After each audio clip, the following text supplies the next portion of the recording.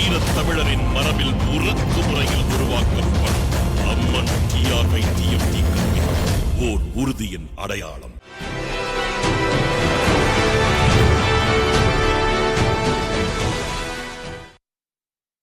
அதிமுக செயற்குழு மற்றும் பொதுக்குழு கூட்டம் சற்று நேரத்தில் தொடங்குகிறது. இது குறித்த விவரங்களை நமது செய்தியாளர் ஸ்டாலினிடம் கேட்கலாம்.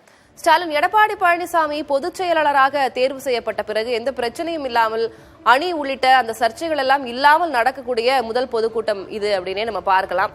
இன்றைய பொதுக்கூட்டத்தில் முக்கிய அம்சங்கள் என்னென்ன விவாதிக்கப்படவிருக்கிறது? நாடாளுமன்ற தேர்தல் நெருங்குகிறது, என்ன விவாதிக்கிறாங்க இன்னைக்கு?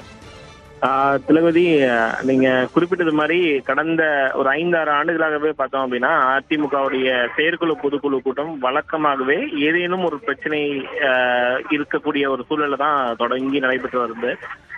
இப்போ ஒருவேளை சட்ட சிக்கல் ஆகட்டும், தேர்தல் ஆணையத்தில் இருக்கக்கூடிய பிரச்சனைகள் ஆகட்டும் என பல்வேறு சிக்கல்களுக்கு இடையே தான் அதிமுகவுடைய பொதுக்குழு கடந்த சில ஆண்டுகளாக நடைபெற்று வந்தது.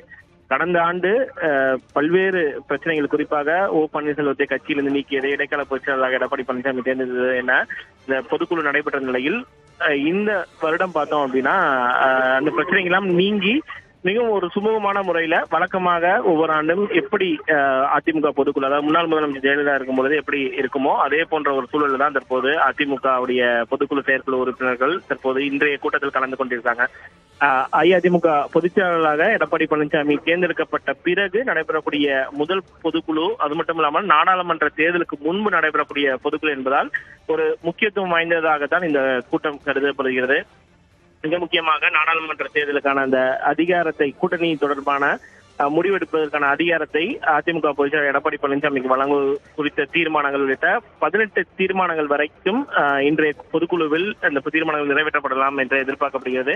அது மட்டுமல்லாமல் பாரதிய ஜனதா கட்சி அந்த கூட்டணியிலிருந்து விலகிய பிறகு நடைபெறக்கூடிய பொதுக்குழு கூட்டம் என்பதால் இதில் பேசக்கூடிய நிர்வாகிகள் அது தொடர்பான கருத்துக்களை ஏதேனும் வெளிப்படுத்துவார்களா என்ற ஒரு எதிர்பார்ப்பும் இன்றைய கூட்டத்தில் நிலை வருகிறது திருப்பதி.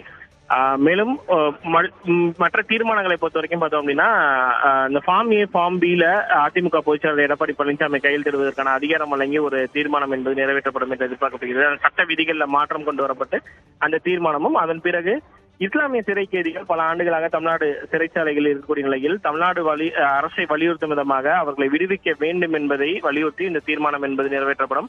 இதை தவிர முல்லை பெரியார் விவகாரம், காவேரி விவகாரம், மத்திய அரசை வலியுறுத்தும் வகையில் இந்த மிக்ஜாம் புயல் மற்றும் மழை பாதிப்புகளை தமிழ்நாடு எதிர்கொண்டிருக்கக்கூடிய நிலையில் கூடுதல் நிவாரண நிதி என்பது விடுவிக்கப்பட வேண்டும் என்பதை மத்திய அரசை வலியுறுத்திய ஒரு தீர்மானம் என்பது நிறைவேற்றப்பட இருக்கிறது.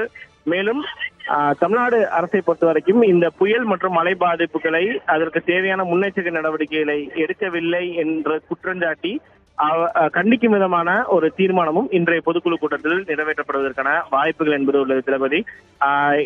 இந்த கூட்டத்திற்கு சிறப்பு அழைப்பாளர்களுக்கு யாருக்கும் அழைப்பு விடுக்கப்படவில்லை. பொதுக்குழு மற்றும் செயற்குழு உறுப்பினருக்கு மட்டும்தான் அழைப்பு விடுக்கப்பட்டது. முதலாவதாக செயற்குழு கூட்டம் நடைபெறும், அதன் பிறகு அதனை தொடர்ந்து பொதுக்குழு கூட்டம் என்பது இன்னும் சற்று நேரத்தில் தொடங்க இருக்கிறது.